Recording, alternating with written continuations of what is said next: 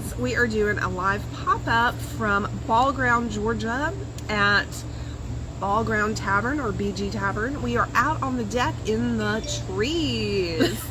So we are live, so we're about to do a live interview. It's supposed to be a surprise interview. Nobody knows who it is. Welcome to the Talking Book Podcast. I'm Perry Patterson. And I am M.K.Stabley. And we're doing a surprise pop-up video, pop-up live interview, because guess what? MK just released her novel,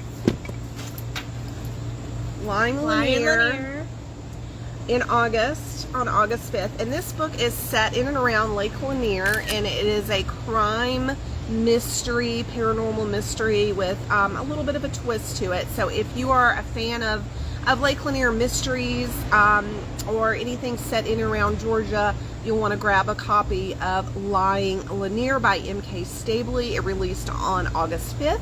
And we're going to interview MK. I'm the surprise interview. Yay. Yikes. Cheers. Cheers. And we have our Talking Book Podcast coasters for our drinks today too. So yay for our podcast coasters. We left a few at the bar. And so MK, I read your book. I guess it's been a few weeks now since I read it. And I have a couple of questions about just maybe like the research and everything. It's like, because you talk about the cigarette boats and the boat racing and the drug smuggling and also the diving and the FBI. So did you, when you were researching, did you talk to like the marina owners, the boat owner, the people that work on the lake, around the lake, maybe a scuba diver, FBI agent, or police? And I know we talked about going on that boat cruise. There's a boat cruise that you can take, I think in October, that is kind of supposed to be like the haunted ghost stories of Lake Lanier. Right. I don't know if you did that. So we did talk about that. But there's a lot of deaths, and you did mention how many deaths there have been on Lake Lanier. A lot of boating accidents. And unfortunately, things like that. it has gone up in the last month since I've written this book. It has gone up by 6. Unfortunately, since the 4th of July. So the most recent one was just this past weekend. He was 21 years old, and it was like in the morning, he was just swimming, and all of a sudden he went missing. I mean, he dropped out of sight. Really? From what I read in the article, which was like, wow, okay, wait a minute, he's 21 years old, it was morning, he wasn't, he was very healthy, he knew how to swim, and from what I gathered, it's not like he was drinking or anything, at the time. He was at a beach area. So I'm really not sure what the story is behind that one yet, because I haven't heard anything else about it other than they did find him. So. Okay. So I know that when you were writing the book, and the book revolves around a crime, a drug ring, kind of a cartel even. Yes. Part of a cartel. Mm-hmm. So it kind of gives you a little bit of Ozark feel. Now Ozark, actually filmed in Georgia. It's filmed in Georgia, in and around Lake Lanier and Lake Allatoona. But I think the house that they use in the Ozark series is on Lake Lanier. You can find it from Lake Lanier. Okay. I think it's somewhere near, kind of like the Gainesville, Buford area. Okay. I think it's where it is. Yeah. Maybe not even far from Pigtails. Where Pigtails is on Lake Lanier. It's a restaurant on Lake Lanier that you can go to. And also Pelican Pete's. So, anything that I did put in this book, locations, the rooftop bar, that it does actually exist. That's in Buckhead. It's in Buckhead. The homes that I describe in Buckhead, that house is actually there. Also, any of the investigative work, that kind of thing. Before I started writing, I actually went to the police academy and I finished it. Just so I had background in what they do and what they go through and certain things. I got to do ride-alongs and stuff like that with the police officers. Kind of a weird way to research things, but it was probably the best thing I ever did, because I was shown, they showed us models of, not models, but actual bags of the different types of drugs that are currently out there. Okay. So I knew what everything looked like. I was taught to shoot multiple types of guns, and as well as actually do a crime scene investigation. I got to do a mock crime scene investigation. So it was really interesting to see the background of what they go through, you know, what they have to do for an actual investigation. So that was kind of neat. The other research that I did was mostly internet research on Lake Lanier. That's available for anyone, you know, to see. So the statistics that I got and the actual, the dates, you know, that it was built and that it was built by the military and all that kind of stuff, that's in the book that I added to the book. So the history is correct. So I did do, you know, a lot of research on that, the locations, as far as the diving and stuff like that, I've never gone diving before. I've gone scuba diving, but I've not gone actual scuba diving. So I did a little research on the equipment that they would need and stuff like that. So I knew what everything meant, and I knew what they did with it and that kind of thing. I'm just wondering about, I suppose that because what happened was they were looking for evidence, and they found the body in the book. They find a body, and of course there's something that's happened to it because it had only been dumped in the water for a few days. And so there was like some mystery going on with what happened to it and that kind of thing. But as far as like the scuba diving and everything, that part takes place more later in the book, where they're kind of trying to figure out what exactly happened to the victim. Right, and as you know, like the gentleman that's in the book that owns the boating company, he is found in the middle of Lake Lanier, or he wakes up in the middle of Lake Lanier. Right. So he knows exactly the location where he was left. So they want to go back to that location because that is probably the last location where the victim was alive. And when he wakes up on the boat and he's like, "Where am I? What am I?"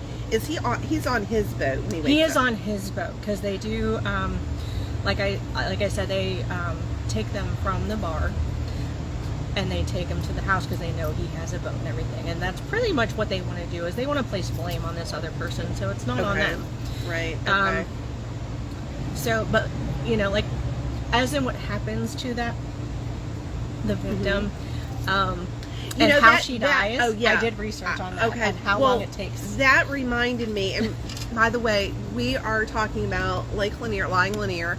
That reminded me a lot of Breaking Bad. I have never watched that.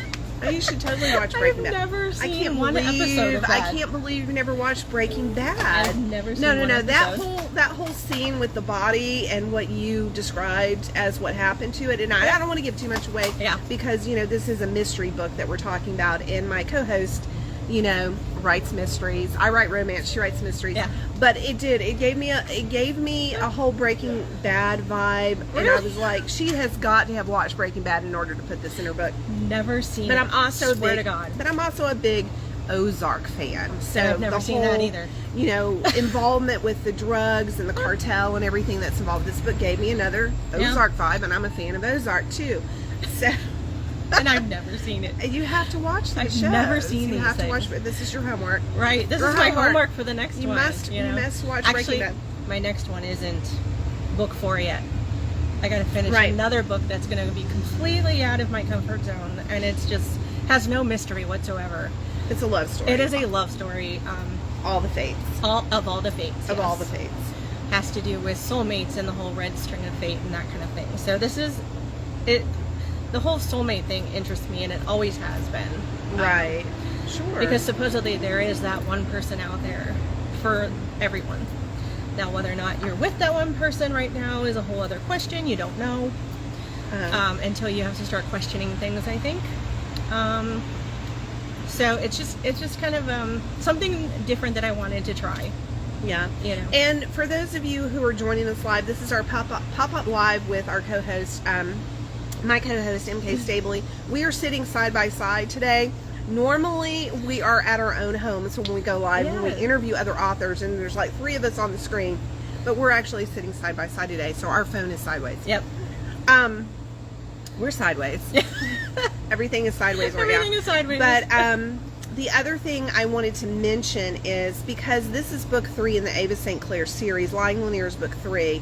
So Eva St. Clair starts off in a killer cut, and this is kind of like a little beauty shop window. And a killer cut is about Eva St. Clair when she works in a beauty salon, and there's a murder that happens in the back alley of the beauty salon. So that's the first book in the Eva St. Clair series, and a lot and of they're all that in there is actual and this description of where I actually worked in Ohio.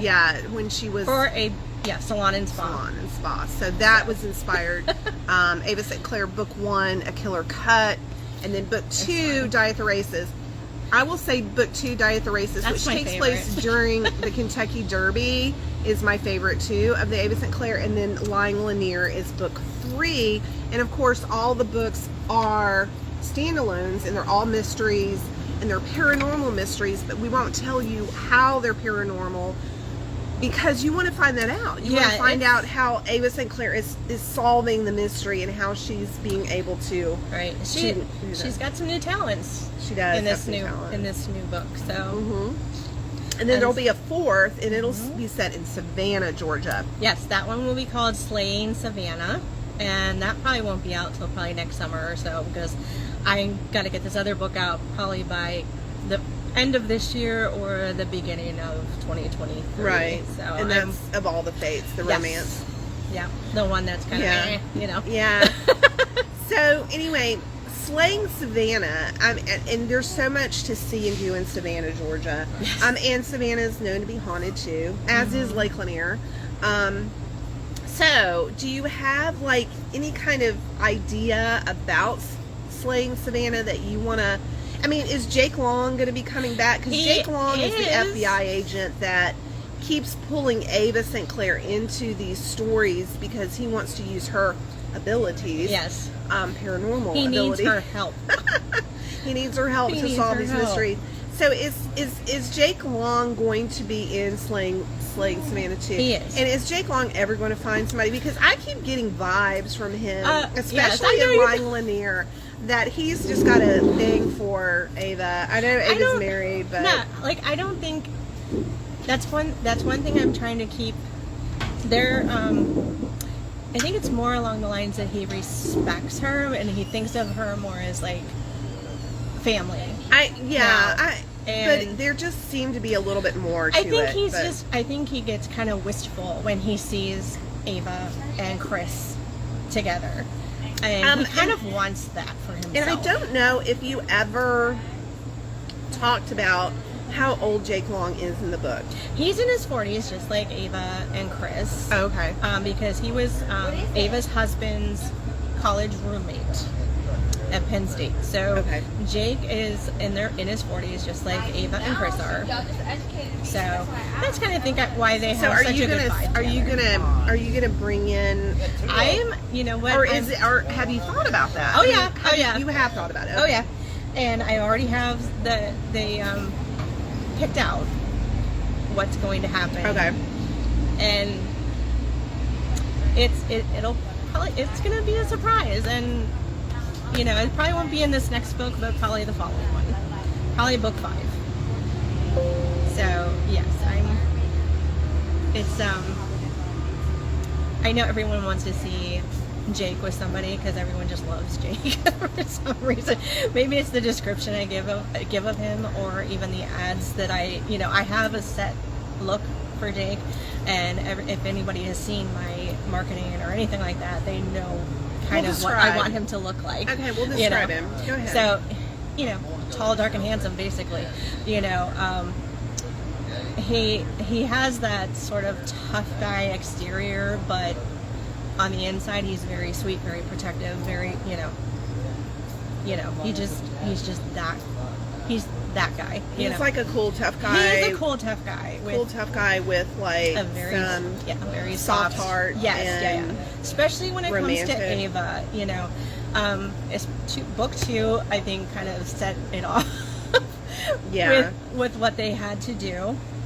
I don't know if anybody's read book 2, but I have. I've read them all. So book 2, Die at the Races, takes place during the Kentucky Derby. During the Kentucky Derby, and it's they my have favorite. to. Yeah, I like that one. Yeah, the FBI guy and Eva sort of have to work on their acting skills, so to speak. Yeah, they literally have to go undercover. Yeah, they're undercover. In a weird way. And let's just say Ava's husband Chris isn't too thrilled about the whole idea.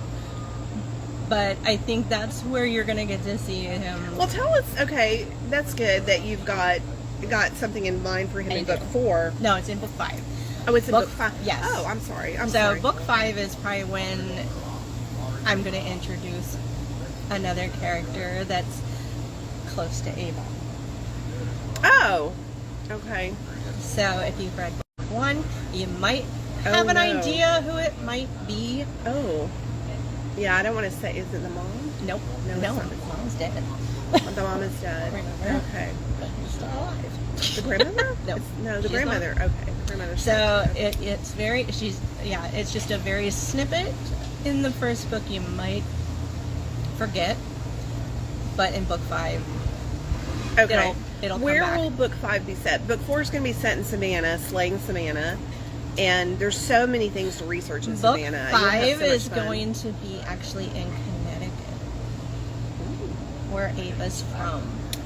Oh. No. Awesome. Well, Connecticut is interesting, too. Yes. Yeah. I mean, New Haven, the whole Yale thing. Right. Did you know there are people buried under Yale? Yes. Oh, you do? Because I do. I know. And it's the guy, it's the guy that did all those paintings of, do you remember that famous painting of, like, the signing of the Declaration of Independence where all of the delegates are in the room and some of them are standing close to a desk and they're all in the room? Now, let me tell you, just FYI, all of the delegates who signed the Declaration of Independence were not all together when they signed it. Right. By August, the first week of August, they had all signed it. They just weren't all in the same room when they signed it. I did not know. But that painting was painted by Jonathan Trumbull's son. And Jonathan Trumbull, during the American Revolution, was actually the governor of Connecticut. And then his father, the son, ended up painting all of these famous paintings that you can see in Washington, D.C. and all the museums and everything. And that's one of them, is that signing of the Declaration of Independence where you see all of them. But obviously, and he's buried under Yale. Under Yale. Mm-hmm. Very Jonathan cool. Trumbull Jr. I didn't know the name. I just knew that. Yeah, there might be other people. I think there's a few there. But yeah, I just finished writing a historical fiction that's set during the American Revolution, which comes out in December, called Leader of Liberty, a Culper Spiring Tale. But it's all about Washington spies, and the spies during the American Revolution. One in particular called the Culper Spiring, which was not even discovered until 1933 because they went to their graves with this secret. Right. So anyway, that releases in December. I'm working on edits now, which edits can take a long time because my editor not only takes a long time going line by line editing, and then she sends me all the red line edits. It's kind of like you get a paperback and everything's red. That's what it looks like. And then I put it on one screen, and then I work on my document on my other screen on my laptop to correct everything. But yeah, I can sit there for 5 hours and finish only 5 chapters. Oh, easy. In edits. So yeah, up to 10, 12 hours some days if I can. Yeah. But yeah, it's like a lot. Editing is a lot. But the book turns out so much nicer when you have a good editor to work with. Right. Tell us about book 5 then, Connecticut, for a little bit. Well, or if you want to tell us about some of the things that you're interested in for tours in Savannah. Okay, so Savannah, there's just so many locations I can go with this. Let me just give you a couple of hints. Go to the Pink House restaurant. Yes. Yeah, go there. Been there. It's beautiful. There's a Pirate House restaurant that's got a secret passage. Go there. I'm trying to think what else. I mean, the theater there is very haunted. Okay. Awesome. I've done the Savannah Queen, Okay. which is the ship. I took my Girl Scout troop there. Yes. Went a couple of times to Savannah. And there's the park. You know, all these different places. I mean, I could just. Yeah. There's going to be probably It's a lot of location mentioning throughout the book. Yeah. And what happens there, or what has happened there. Have you been to Tybee Island? Yes. Okay. Yep.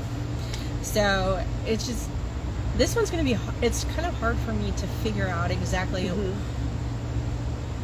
a specific location where something might happen. You know what I'm saying? Like the actual physical location. Because I'm looking at the theater, I'm looking at on the ship, I'm looking on the cemetery that's right there. There's just so much around Savannah that is so haunted. There's places that I've been, like Moon River Brewing Company, and I've gotten pictures that are kind of creepy out of there because they let me go down. I love basement. a good ghost tour. They let me go down the basement and take pictures while I was there. I love a good ghost tour. So, if you guys have not gotten a copy of Lying Lanier by M.K.Stabley, pick up a copy on Amazon, paperback or Kindle version. And Kindle, all of my books on Kindle are on Kindle Unlimited. So if you have that, they're free, basically. Yeah. So, and right now, my other book Visions is of free. Murder. Yeah, until Visions tomorrow. of Murder. Okay, so Visions of Murder is free on, is it free on Kindle? It's free on Kindle. It doesn't matter if you have Kindle Unlimited or not, it is free. So. Okay, let's talk about Visions of Murder for just a little bit. Visions of Murder is set in Sedona and Flagstaff, Arizona. It's about a college student who's about to graduate from college, and she has gotten some visions that she thinks about a murder that's about to happen. And she goes to her professor, and tell a little bit about the professor and what he teaches, because she's about to graduate, but she just finishes his class. It's December, you know, so exams are over, the semester is over, and she has, her best friend has a very loving boyfriend, and unfortunately Alexa, who is the main character, has visions of something happening, and she does not know how to deal with it. Unfortunately, like, her visions do not have date and time stamps on them, so she has no idea when this is going to happen. And she's just finished her metaphysical class. Yeah, that's the professor. Yes. The metaphysical.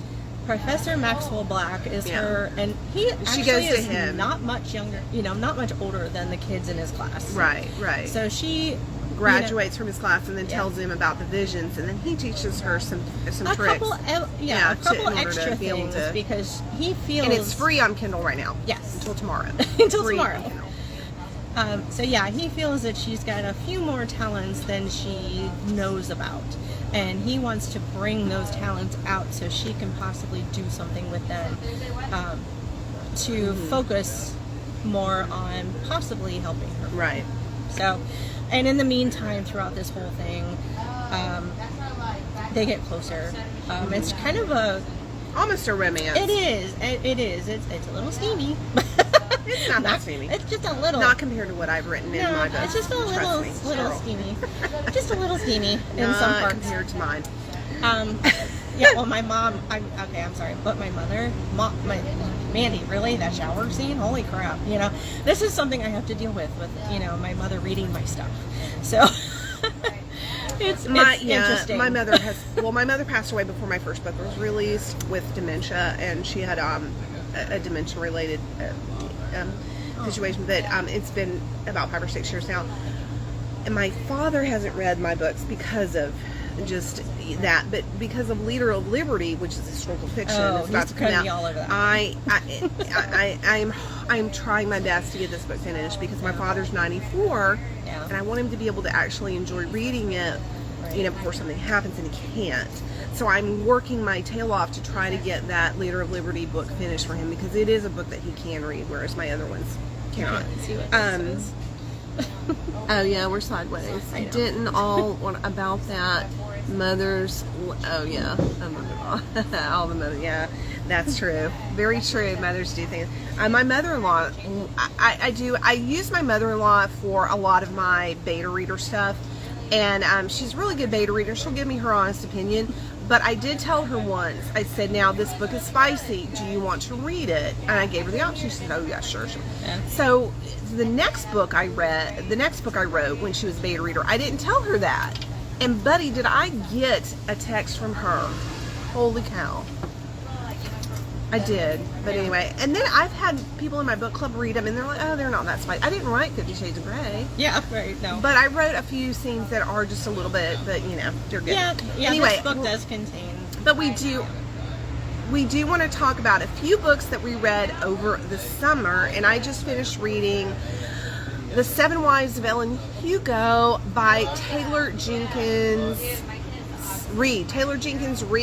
7 Wives of... She also wrote a book called I think it's Daisy and the Secret Six. I think so. Daisy, something about Daisy and the Secret Six. Daisy and the Secret Six is based on Fleetwood Mac, loosely. Oh, I did not know that. Based on the Fleetwood Mac band.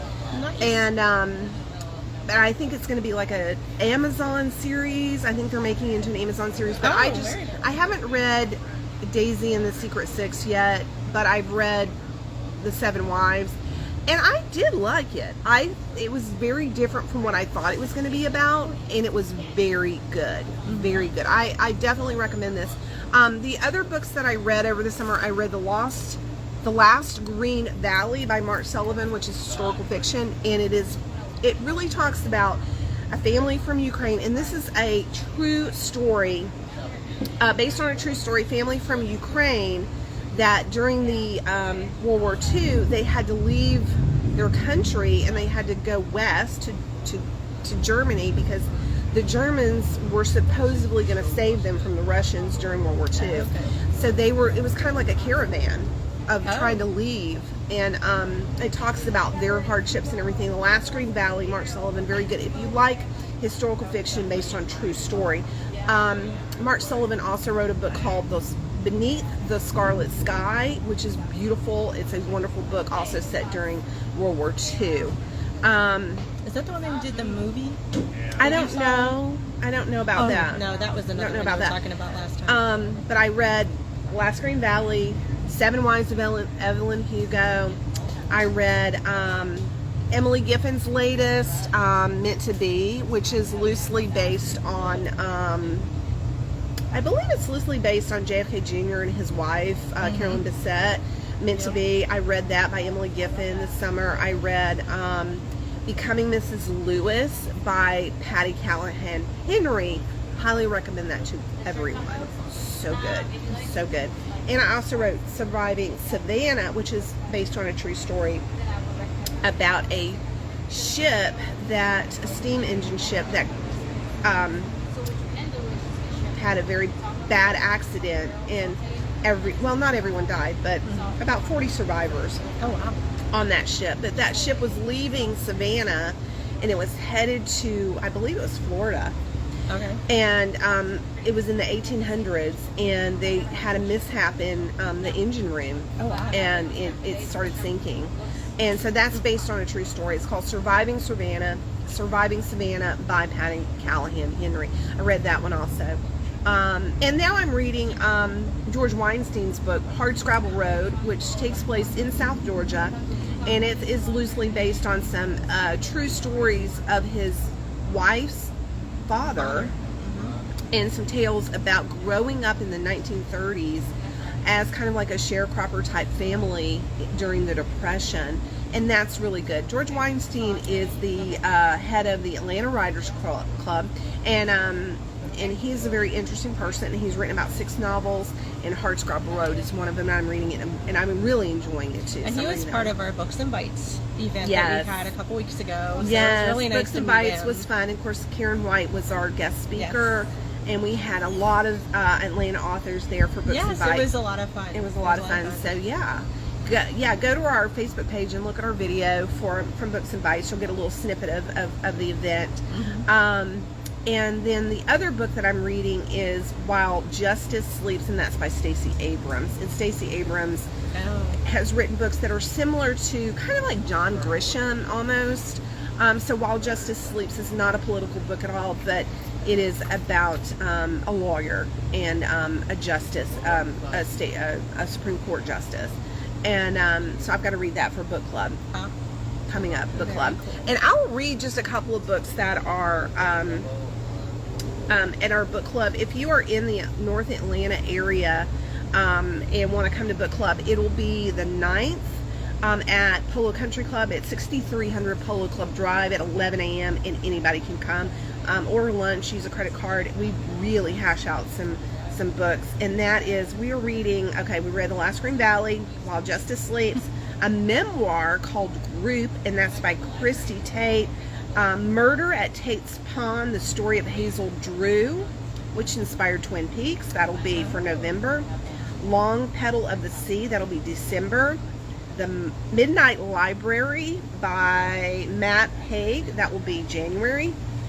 The Silent Sister by Diane Chamberlain. Oh, we read a Diane Chamberlain book before. I love her.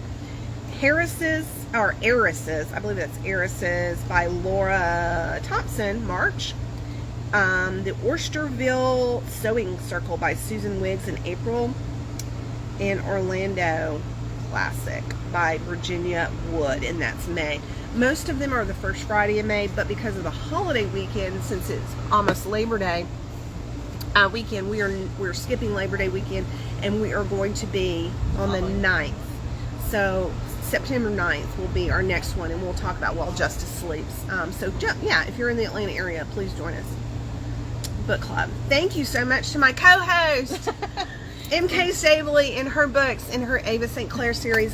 Thank you. Thank you Thank so you for much. interviewing me. This has been fun, and I'm not usually the one being on this end of it, so it's been interesting. So I know how you all feel now. Getting questioned. Hold on just a second. So thank you for tuning in, and we will see you guys in a few weeks when we go live again on September 22nd with Willa Ford. Hang on just a second. Hang on. Okay. Bye, guys.